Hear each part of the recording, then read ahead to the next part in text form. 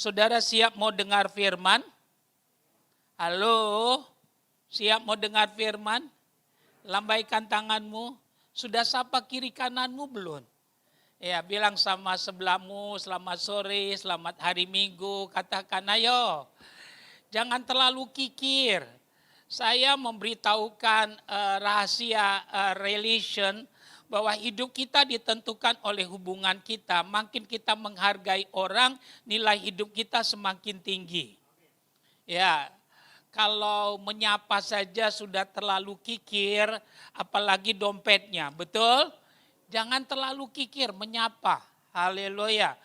Jangan terlalu kikir untuk senyum. Saya harus katakan, dunia semakin sulit, tapi senyummu bisa menyembuhkan orang. Amin.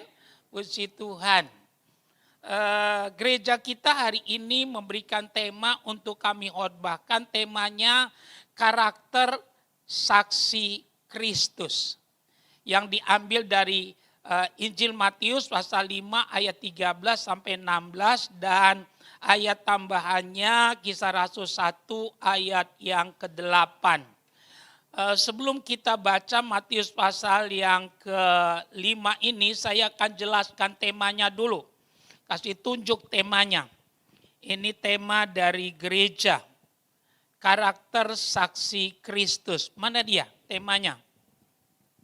Kok belum ditampilin? Ya, saya coba jelaskan supaya nanti lebih mudah masuk pada poinnya.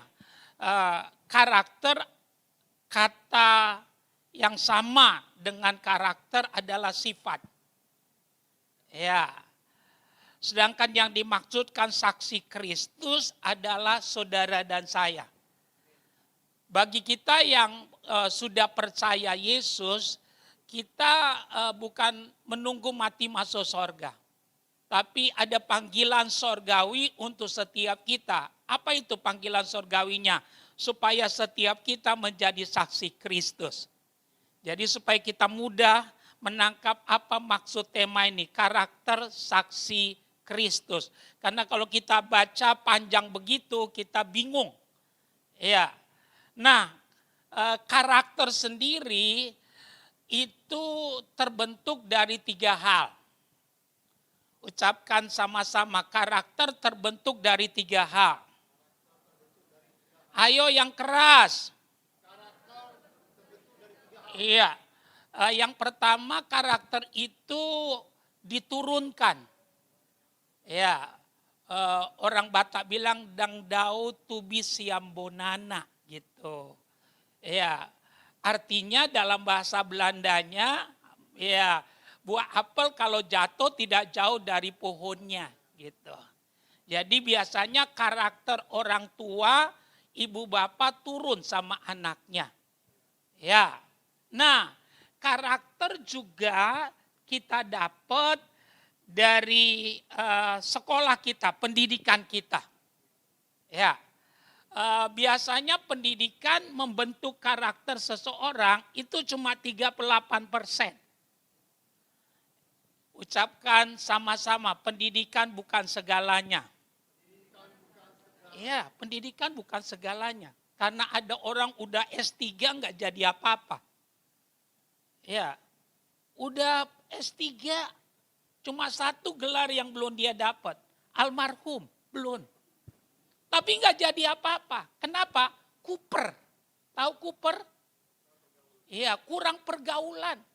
Tapi ada orang cuma SMP aja, tapi bergaulnya cantik. Ya, dia sukses dalam hidupnya. Jadi saya harus katakan karakter terbentuk dari warisan. Ya, diturunkan. Yang kedua dari hasil pendidikan kita. Yang ketiga karakter kita dapatkan dari hasil pergaulan. Jangan nganggap remeh pergaulan, dia membuat atau membentuk karakter kita itu 55%. Jangan main-main. Ya, karena itu kalau kita sudah bertobat, perhatikan kepada siapa kita bergaul. Kadang-kadang iman kita kandas kekristenan kita nggak maju-maju. Kenapa? Karena kita nggak berani bayar harga untuk pergaulan kita. Saya berpesan dari mimbar ini, lebih bagus kehilangan teman daripada kehilangan iman. Kami ulangi, lebih bagus kehilangan teman daripada kehilangan apa? Iman. Karena udah terbukti banyak orang tadinya rajin, tapi dia nggak jaga pergaulannya untuk selanjutnya. Imannya, saudara tahu apa yang terjadi? Kandas kembali. Tadi kami katakan pergaulan 55% membentuk karakter seseorang. Haleluya. Nah, kita mau menggali dari firman Tuhan tentang karakter saksi Kristus. Nah, dalam Injil Matius pasal yang kelima yang kita mau baca, ya karakter disamakan dengan garam di sini. Kita lihat Matius pasal yang kelima, kita baca saja sama-sama mungkin. Ya, ini ayat sekali lagi saya katakan dari gereja. Baca yang keras tapi jangan terlalu cepat. Supaya yang tua ikut baca, betul? Ya, karena yang tua juga perlu diurus imannya karena udah dekat, betul? Iya, perlu diurus imannya karena kita bilang yang setia sampai akhir yang dapat apa? Mahkota. Kalau engkau punya orang tua jangan hanya kasih uang, jangan hanya jalan-jalan di mall, tapi perhatikan imannya, betul? Haleluya. Ya, kalau kita bertanggung jawab pasti kita urus imannya. Jangan baca terlalu cepat supaya opung bisa ikut baca. Ya.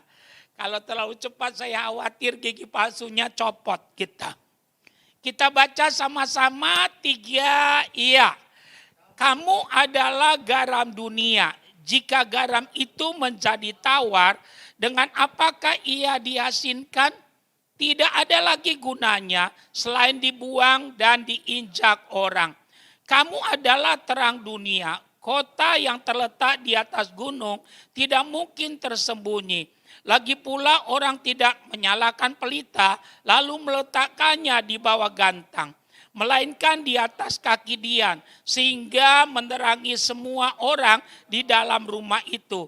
Demikianlah hendaknya terangmu bercahaya di depan orang supaya mereka melihat perbuatanmu yang baik dan memuliakan Bapamu yang di sorga. Coba kita lihat satu ayat. Ini ayat juga dari gereja, Kisah Rasul 1 ayat yang ke-8. 3, iya. Tetapi kamu akan menerima kuasa kalau Roh Kudus turun ke atas kamu. Dan kamu akan menjadi saksiku di Yerusalem dan di seluruh Yudea dan Samaria dan sampai ke ujung bumi. Waktu kita berkata saya percaya Tuhan Yesus, itu merupakan keputusan yang paling tepat yang pernah kita ambil sepanjang kita hidup. Ucapkan sama-sama, hidup adalah keputusan. Yang keras. Ingat, hidup adalah keputusan. Setiap hari kita mengambil keputusan. Dari semua keputusan yang pernah kita ambil, keputusan yang paling tepat waktu kita memutuskan untuk percaya pada Yesus. Keputusan itu menentukan apa yang akan terjadi buat hidupmu, baik untuk masa kini maupun untuk masa yang akan datang.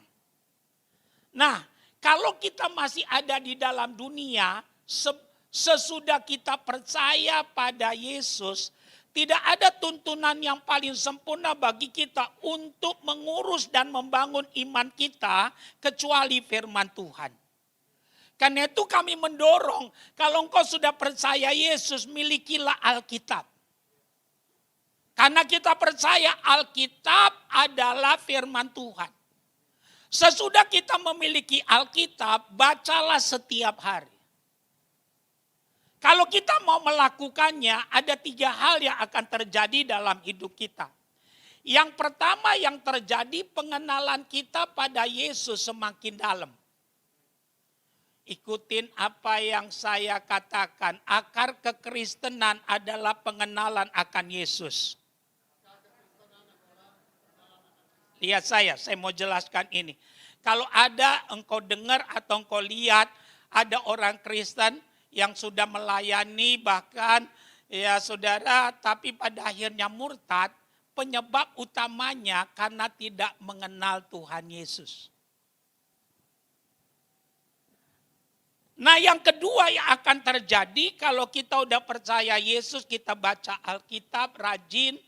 Yang kedua, iman kita akan terurus dengan baik. Dan yang ketiga, kalau kita udah percaya Yesus, kita suka baca Alkitab, kita suka merenungkan firman, yang akan terjadi, kita mengerti kehendak Allah untuk setiap kita. Ucapkan sama-sama, kita tidak meraba-raba.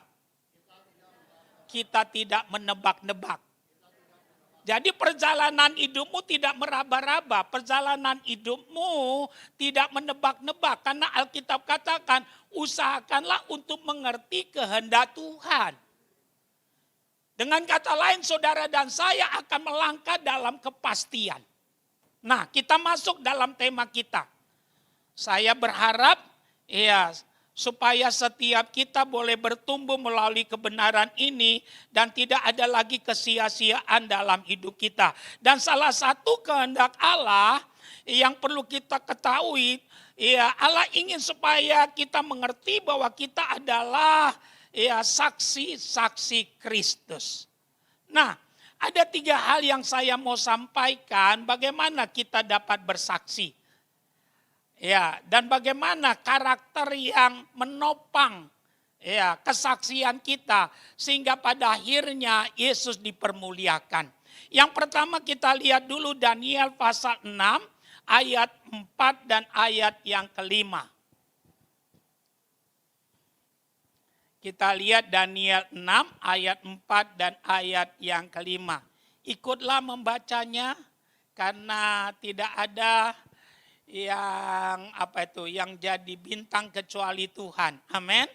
Ya, kita baca 3 ya. Maka Daniel ini melebihi para pejabat tinggi dan para wakil raja itu. Karena ia mempunyai roh yang luar biasa. Dan raja bermaksud untuk menempatkannya atas seluruh kerajaannya. Selanjutnya, kemudian para pejabat tinggi dan wakil raja itu mencari alasan dakwaan terhadap Daniel dalam hal pemerintahan. Tetapi mereka tidak mendapat alasan apapun atau sesuatu kesalahan. Sebab ia setia dan tidak ada didapati sesuatu kelalaian atau sesuatu kesalahan padanya. Saya baca ulang. Perhatikan ayat yang kelima ini. Kemudian para pejabat tinggi dan wakil raja itu mencari alasan dakwaan terhadap Daniel dalam hal pemerintahan. Apa artinya? Daniel itu orang buangan. Orang Yahudi yang ditawan dan dibawa ke Babylon. Ucapkan sama-sama Babilonia. Ya, jadi orang Yahudi yang ditawan ya bersama dengan Daniel itu ada 10.000 orang. Itu kloter pertama yang dibawa ditawan. Nah, Daniel itu dia dipekerjakan di istana raja. Orang buangan tapi punya prestasi hebat. Ya, nah orang iri. Ucapkan sama-sama, di mana-mana ada orang iri. Sekali lagi, di mana-mana ada orang iri. Iya, rumah tanggamu baik, orang iri. Dia jelek-jelekan suamimu, dia jelek-jelekan anakmu, dia jelek-jelekan istrimu. Dalam pelayanan juga begitu, ada orang iri. Ya, di mana-mana ada orang iri. Saya harus katakan, jangan pakai tubuhmu untuk merusak pekerjaan Tuhan. Tapi pakailah tubuhmu untuk membangun kerajaan Allah. Sehingga nama Yesus dipermuliakan. Amin. Nah, coba tampilkan ayat 7. Ya, jangan tampilkan wajah saya, dari dulu saya ganteng gitu. Haleluya. Ini kayaknya kagum amat sama saya gitu, heran. Saya cuma satu, tingginya aja yang kurang. Amin. Ya, lihat aja wajahnya glowing gitu. Nggak kayak wajahmu burem gitu. Lihat ayat keberapa ini? Ayat yang kelima. Kemudian para pejabat tinggi dan wakil raja itu mencari alasan dakwaan terhadap Daniel dalam hal pemerintahan. Dalam hal pemerintahan di sini maksudnya dalam pekerjaannya, karena dia pegawai pemerintah. Tapi dia orang buangan, bisa ngerti? Bisa nangkep? Iya. Kayak beginilah orang Indonesia di Amerika, imigran gitu. Tapi kerja di di istana gitu. Ya, kurang lebih begitu contohnya. Perhatikan. Tetapi mereka tidak apa? Halo?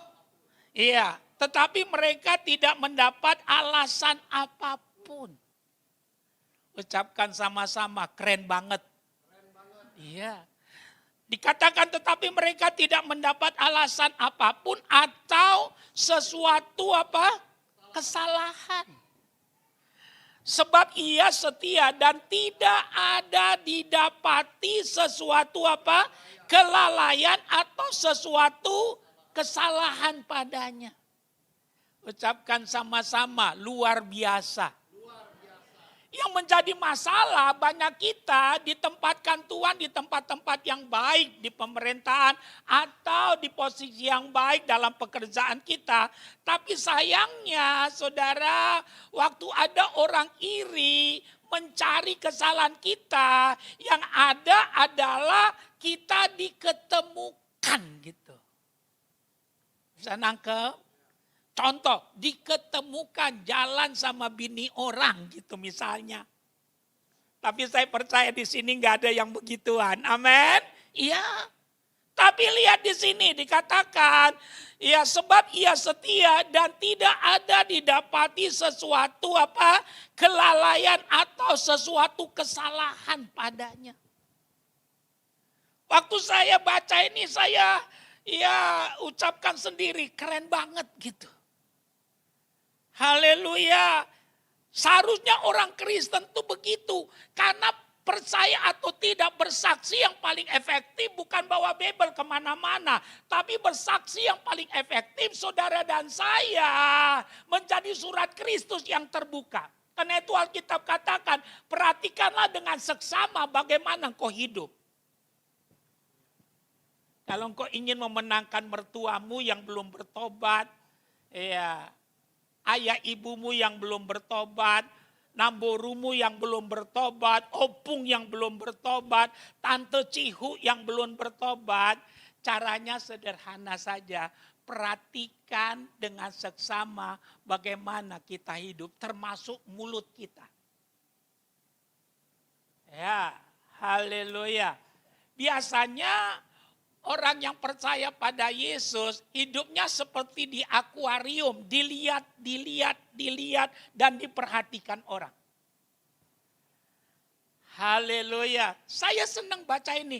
Dikatakan, ya sebab ia setia dan tidak ada didapati sesuatu kelalaian atau sesuatu kesalahan. Jadi yang pertama, karakter saksi Kristus yang kami mau tekankan membawa pengaruh yang positif. Ucapkan sama-sama, saya garam dunia. Iya. Pernah makan, ya tidak ada garamnya. Apa yang saudara katakan waktu engkau makan gak ada garamnya? Halo? Saudara akan bilang hambar. Orang Medan bilang gak enak. Dia bilang gitu. Ya, haleluya. Dan Tuhan ingin kalau engkau sudah percaya Yesus membuat dunia supaya lebih enak. Amin. Iya. Haleluya. Dan kami mau tekankan buat kita, Ya, bukan harus bawa Alkitab, tapi hidupmu jadi Alkitab yang terbuka. Ada orang bilang begini sama temennya, gue bingung. Dari rumah gue datang hatinya sejuk, ketemu lu gue panas gitu. Gitu. Rupanya temennya bawa kompor, kemana-mana bawa kompor, hati-hati. Hati-hati. Di zaman sekarang kemana-mana ada banyak orang bawa apa? Kompor, kerjanya cuma apa? Ngomporin aja. Tapi ada orang bilang begini, gue tadi dari rumah panas hatinya, gue baru berantem. Tapi ketemu lu gue sejuk. Haleluya. Saya harap saudara orang yang kedua. Amin. Amin. Gak banyak ngomong. Tapi orang ketemu kita. Orang itu bilang, gue heran lu bawa apa sih? Gue lihat lu, lihat wajah lu. Belum lagi ngomong, gue udah rasa sejuk gitu. Saya harap orang ketemu kita dia tidak bilang begini, darah Yesus aku tolak. Darah Yesus aku tolak. Amit-amit aku tolak gitu. Perhatikan kebenaran ini. Saudara tahu Tuhan sebenarnya ingin kekristenan itu bukan agama tapi kehidupan. Saya ulangi. Tuhan sebenarnya ingin kekristenan itu bukan agama tapi kehidupan. Haleluya. Tapi ada yang mendorong, banyak hal yang mendorong kekristenan dijadikan jadi agama. Haleluya. Seharusnya kita bukan jadikan kekristenan jadi agama, tapi jadi kehidupan, lifestyle. Jadi gaya hidup. Lihat saya mau jelaskan. Kalau saudara baca Alkitabmu, di dalam Alkitab kita itu cuma ada 6 kata Kristen di dalamnya. Enggak lebih. Cuma ada berapa? Cuma ada berapa? 6. Pertama kali kata Kristen itu disebut di Antioquia. Kisah Rasul 11 ayat 26. Lihat saya sejarahnya, tidak usah ditampilin. Waktu itu Yesus sudah naik ke sorga. Murid-murid hidup berkelompok. Ucapkan sama-sama, membangun komunitas. Iya, ngerti ya komunitas? Membangun kelompok-kelompok, membangun komunitas. Nah waktu mereka ada dalam komunitas-komunitas mereka, mereka menerapkan ajaran Yesus secara konsisten. Ya, secara apa? Konsisten, bukan angin-anginan, tapi konsisten. Nah, kata Kristen itu pertama kali disebut oleh orang-orang yang bukan Kristen.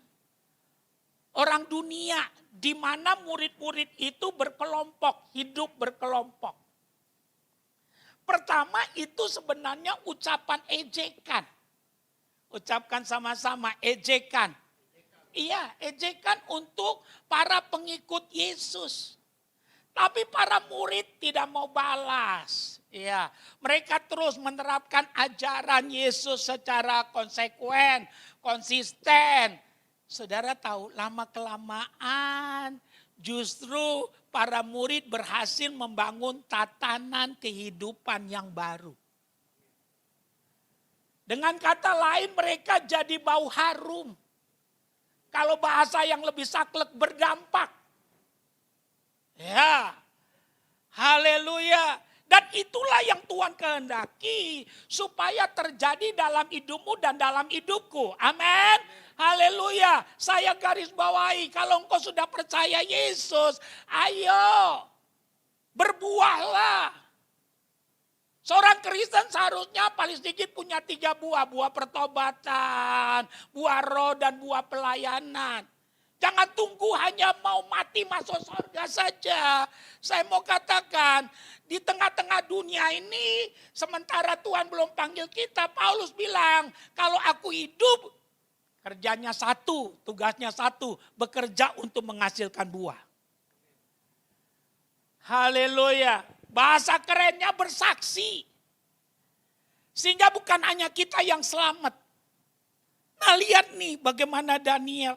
Saya secara pribadi waktu baca ini saya pikir keren banget ya. Seharusnya kekristenan mesti begitu. Ya rohaninya bukan hanya di gedung ini. Amin. Bukan hanya di gedung, nggak berani lihat kiri, nggak berani lihat kanan. Tapi kalau udah di luar, di jalan, matanya besar gitu. Haleluya. Lihat orang jalan, matanya nggak kedip-kedip begitu, saudara. Saya berdoa biar Roh Kudus menjabarkan lebih jauh. Supaya Yesus nyata dalam hidup kita. Dan bermanifestasi dalam segala bentuk yang positif melalui kehidupan kita. Yang kedua. Kita lihat Daniel pasal 3. Kita baca dulu ayatnya. Ikut ambil bagian. Ayo yang di belakang juga. Ya, yang di belakang bisa lihat saya. Saya lihat ada yang kepalanya gini. Siapa suruh di belakang? Ayo ke depan sini. Saya pastikan di belakang juga dipungut persembahan kok, saudara. Jangan kira digunting. Ya, ayo ke depan sini gitu. Di depan nih kursi emas gitu. Ya, pendetanya giginya lebar gitu, berlubang-lubang, nanti waktu saya khotbah, srek gitu. Kita baca 3, iya. Berkatalah Nabukadnezar kepada mereka, apakah benar, hai Sadrak, Mesak, dan Abednego, bahwa kamu tidak memuja dewaku dan tidak menyembah patung emas yang kudirikan itu? Ayat 15, sekarang jika kamu bersedia, demi kamu mendengar bunyi sangkakala, seruling, kecapi, rebab, gambus, serdam, dan berbagai-bagai jenis bunyi-bunyian, sujudlah menyembah patung yang kubuat itu. Tetapi jika kamu tidak menyembah, kamu akan dicampakkan seketika itu juga ke dalam perapian yang menyala-nyala. Dan dewa manakah yang dapat melepaskan kamu dari dalam tanganku? Selanjutnya, lalu Sadrak, Mesak, dan Abednego menjawab Raja Nabukadnezar, tidak ada gunanya kami memberi jawaban kepada Tuanku dalam hal ini. Jika Allah kami yang kami puja sanggup melepaskan kami, maka ia akan melepaskan kami dari perapian yang menyala-nyala itu dan dari tanganmu ya Raja. Tetapi seandainya tidak, hendaklah Tuanku mengetahui ya Raja, bahwa kami tidak akan memuja dewa Tuanku dan tidak akan menyembah patung emas yang Tuanku dirikan itu. Nah, siapakah Sadrak, Mesak, Abednego?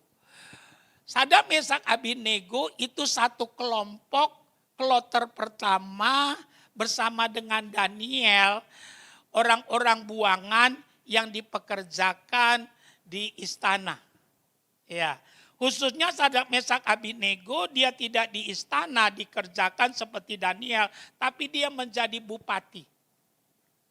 Ya, jadi Sadrak, Mesak, Abednego ini orang-orang penting pada zamannya.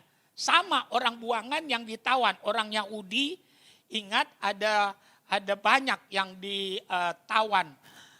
Kelompok pertama 10.000, yang terkenal dari 10.000 itu Sadrak, Mesak, Abednego, dan Daniel. Kelompok kedua juga 10.000, yang terkenal dari 10.000 yang kedua itu Yeskiel. Kalau saudara suka baca Alkitab, ada Nabi Yeskiel, betul? Perjanjian Lama itu kloter kedua yang ditawan, yang dibawa ya dari Israel yang dipekerjakan di Babylon. Ya, nah apa yang terjadi? Ini orang-orang kalau saudara perhatikan, orang-orang yang luar biasa. Ya, saudara tahu mereka dipaksa untuk menyembah patung yang raja dirikan. Patung dewa yang raja percaya. Dan apa yang terjadi? Sadrak, Mesak, Abednego bilang sama raja. Raja ketahui ya, andai kata Tuhan kami tidak tolong kami tidak akan menyembah patung yang Tuanku raja dirikan itu. Hebat. Akhirnya raja marah, dipanasin. 7 kali lebih panas dari sebelumnya. Saudara tahu akhirnya Sadrak, Mesak, Abednego dimasukkan ke dalam perapian itu. Alkitab catat, tidak ada satu rambut pun daripada mereka yang terbakar. Saya garis bawahi, kalau kita radikal dengan Tuhan, Tuhan juga radikal dengan kita. Ya, Kristen sekarang, Kristen kebanyakan Kristennya saudara, Kristen kaleng-kaleng. Ya, bunyinya aja kenceng, kualitasnya nggak ada. Percaya atau tidak, iman seseorang akan kelihatan ya waktu dia sedang menghadapi kesulitan dan tantangan. Amin saudara? Iya. Bayangkan mereka bilang sama raja, raja ketahui ya, kami tidak akan menyembah patung yang Tuanku Raja dirikan itu. Kalau Tuhan kami nggak tolong kami nggak apa-apa. Kami tetap tidak mau menyembah patung yang Tuanku Raja dirikan itu. Raja panas, dipanasin. Akhirnya dieksekusi, dimasukkan. Alkitabmu bilang yang ngangkatnya aja mati. Bayangkan panasnya itu. Yang ngangkatnya aja melepuh mati. Tapi Alkitab mencatat tidak ada satu rambut pun daripada mereka yang terbakar. Justru mujizat terjadi. Dimasukkan 3, raja lihat di dalamnya ada berapa? Ada berapa? Ada berapa? 4. Siapa yang 1? Immanuel. Amin. Iya, Tuhan yang hidup. Yang berjanji aku menyertai engkau. Haleluya. Saya harus katakan jangan jadi Kristen kaleng-kaleng. Saya lihat sekarang orang Kristen baru hujan sedikit gak mau gereja. Haleluya. Kristen yang gak mau gereja hanya karena hujan. Saya sebutkan namanya Kristen tuh Kristen kambing. Hanya kambing yang takut hujan. Dia bilang sama suaminya, Pak, kau kan baru sembuh, kau kemarin pilek-pilek. Udahlah kau kayak pendeta aja kau. Udahlah gak usahlah minggu depan aja gitu. Baru hujan, air. Gimana kalau ada ya aniaya, ada bedil. Haleluya. Seharusnya kita bilang tidak ada yang bisa memisahkan aku daripada kasih Kristus. Pedang sekalipun. Tuh Kristen yang benar tuh mesti begitu. Jangan cuma kaleng-kaleng bunyi haleluya, haleluya, haleluya. Tapi kalau sakit didoakan gak sembuh kedukun juga dia. Haleluya, haleluya bunyi kaleng-kaleng. Haleluya, haleluya. Waktu minta anak didoain belum dapat, dia pergi ke dukun juga dia. Dia pengen naik pangkat didoakan sama pendeta belum dapat. Haleluya, haleluya ke dukun juga dia. Kristen tuh saya sebutkan namanya Kristen apa? Kaleng-kaleng. Bilang sama sebelahmu, jangan Kristen kaleng-kaleng. Bilang. Cuma bunyinya doang, cuma bunyinya doang, cuma bunyinya doang, cuma bunyinya doang. Haleluya. Mesti jadi Kristen yang sejati. Haleluya, lihat nih, gak ada takutnya. Apa yang perlu kau takutkan? Kalau kita begitu, kehadiran kita akan berdampak. Kita ini garam. Kalau garam itu sudah menjadi tawar, tidak ada lagi artinya. Jadi yang kedua yang kami mau tekankan buat kita, dari tema kita ya sore ini, karakter saksi Kristus. Yang kedua, berpegang pada kebenaran dan norma-norma Alkitab. Dalam situasi apapun, dalam keadaan apapun, tetap berpegang pada kebenaran dan norma-norma Alkitab. Amin. Haleluya. Saya harap orang tahu kita Kristen bukan dari nama kita. Siapa namamu? Daniel. Tapi kerjanya tiap hari main joker kartu terus. Main QQ terus. Ya, haleluya. Apa arti sebuah nama kalau cuma begitu? Betul? Haleluya. Anehnya si Daniel ini kalau mati di peti matinya ada Alkitab. Anehnya gitu. Kadang-kadang kalau saya nguburin orang mati, ya kalau saya lihat ada Alkitab saya suka tanya. Ya ini buku apa gitu. Lantas keluarga yang berduka itu bilang, Pak Pendeta, kita kan Kristen. Terus saya tanya, maksudmu apa? Supaya pantes lah Pak Pendeta. Rupanya sepanjang hidup gak pernah pantes. Gak pernah pantes, jadi udah mati dipantes-pantesin lah dia. Taruh Alkitab, taruh salib, dengar baik. Saya mau katakan, waktu hidupnya aja gak mau baca apalagi udah mati. Ya, kenapa mesti Alkitab ditaruh? Taruh dong bala 6 di situ. Taruh joker karo, taruh caturnya taruh di situ. Bola 9 tuh yang suka main biliar, taruh di situ. Supaya adil kan? Kenapa mesti taruh Alkitab? Dengar baik, itu gak ada gunanya. Apa saudara kira itu bisa nolongin? Kalau bisa nolongin jangankan satu, kita penuhin petinya dengan Alkitab. Semoga ada yang tersinggung, amin. Kadang-kadang Kristen udah kapalan, dia papain, saudara gak mempan. Tapi saya berdoa biar ada kasih karunia pengampunan turun atas kita. Karena kalau saya lihat dari wajah sini, wajah pendeta. Cuma gaulnya aja salah, gaulnya aja nih salah, nih gaulnya aja salah. Haleluya. Tapi saya berharap hari ini hari kemenangan, hari ini hari pemulihan, hari ini kabar baik buat kita. Amin. Berpegang pada kebenaran dalam situasi apapun. Jangan jual kebenaran, tapi belilah kebenaran. Ya, dan peganglah norma-norma Alkitab. Contoh, norma Alkitab. Bisa senyum tanpa dibalas senyum. Amin. Haleluya. Ada orang bilang sama saya, Pak, 1 kali boleh Pak. Tapi kalau tiap hari kita senyum, dia buang muka Pak. Capek Pak. Kita ini kan manusia Pak. Dengar baik. Saya gak bilang saudara dedemit. Enggak. Ya, haleluya. Justru di situ perbedaannya. Bisa senyum tanpa dibalas apa? Senyum. Supaya saudara dan saya bisa menghadirkan Kristus dimanapun kita berada. Kristus gak pernah membalas. Ya, saya harus katakan kalau dia mengasihi tidak berharap orang membalasnya. Jadi senyum aja. Kalau orang buang muka, ambil mukanya. Betul, ambil mukanya. Kasih sama dia, nih muka lu ketinggalan gitu. Itu lebih bagus, betul? Iya, haleluya. Kalau itu terjadi, Yesus akan dipermuliakan. Saya tidak tanya, kapan kau dibaptis, siapa yang membaptis dirimu. Saya tidak tanya itu. Tapi sudahkah kita jadi Kristen yang sejati, yang menjadi kesaksian dimanapun kita berada.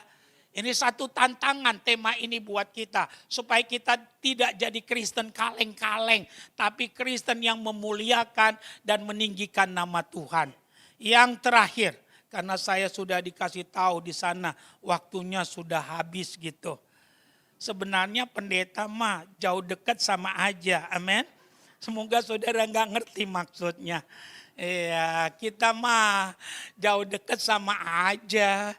Tapi kok saya lihat wajah saudara, saudara haus firman gitu.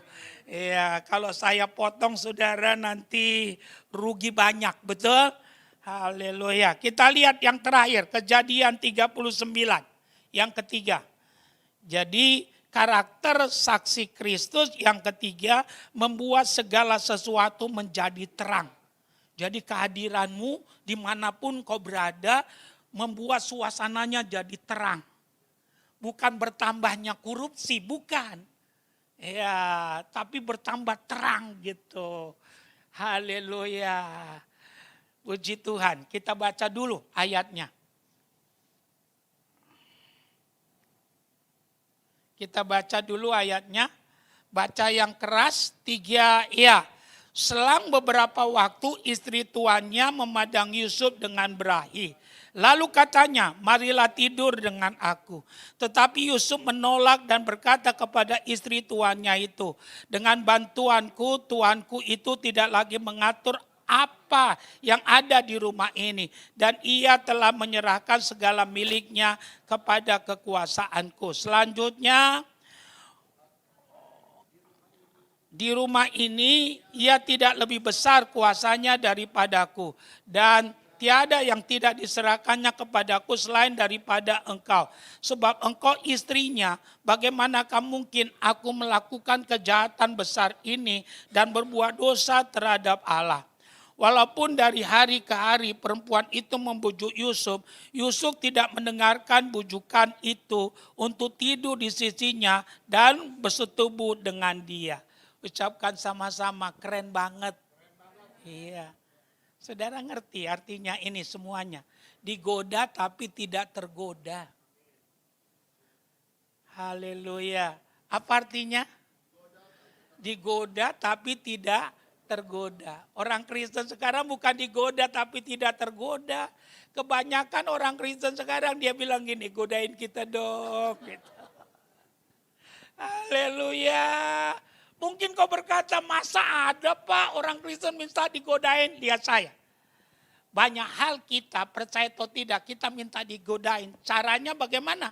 Menunjukkan kita minta digodain. Cara berpakaianmu. Kadang-kadang ketatnya luar biasa, hampir putus kancingnya. Ya, yang berikutnya kadang-kadang ke gereja, bayangin ke gereja pakai rok yang sejengkal gitu. Padahal Alkitab mengajarkan, jauhkanlah kami dari pencobaan. Kalau engkau pakai rok sejengkal, kan pendeta masuk dalam pencobaan dia. Iya, akhirnya pendeta sepanjang khotbah lihatnya ke atas terus. Ke atas belum tentu sorga, amin. Tapi kadang-kadang dia ke bawah, dia lihat gitu. Mulai diambil tangannya, dia lipat. Cek, gitu, saudara. Ya, tapi saya percaya di sini tidak ada yang begituan. Ya, dari cara gerakmu, jalanmu, bahasa kerennya bahasa tubuhmu, banyak kali kita minta digodain. Saya harap mulai hari ini kita bertobat. Kalau Kristen, jadilah Kristen yang benar. Haleluya. Jadi kalau kita lihat Yusuf ini luar biasa. Digoda tapi tidak tergoda. Ya Tante Potifar udah kerasukan setan. Ya Yusuf lagi bekerja, dia datangi, dia tarik bajunya. Ya, dan Yusuf tuh luar biasa, dia lari. Dia lari. Ya, kan dunia ini kan yang penting ada barang bukti, betul? Hukum kan yang penting ada apa? Barang bukti. Ya, udah ada barang bukti akhirnya dia dijebloskan ke dalam penjara. Penjara bukan akhir segalanya bagi orang benar. Ya, justru dari sana Tuhan mempromosikan dia jadi mangku bumi. Saya harus katakan, ayo belilah kebenaran, jangan menjualnya.